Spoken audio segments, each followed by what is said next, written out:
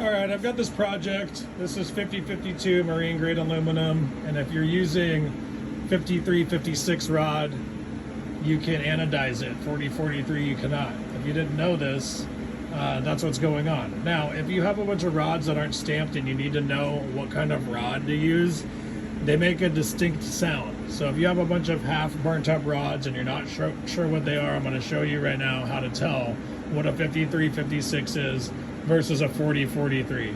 You can call it a drop test or whatever you want, but the 5356 will have a distinguishable ring to it, and the 4043 will land flat. Now, the other difference is a 5356 may look brighter, and it's also a little stiffer and feels a little heavier.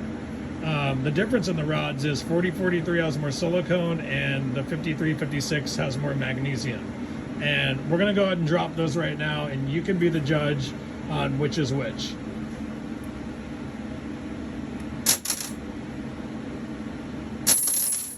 There you go. I think you picked the right one. 5356 was the second one. Has the big ring. 4043 has the dull. You can simply drop those rods at any time and be able to tell which one you have. Hopefully you enjoyed the video, found it helpful. See you on the next one.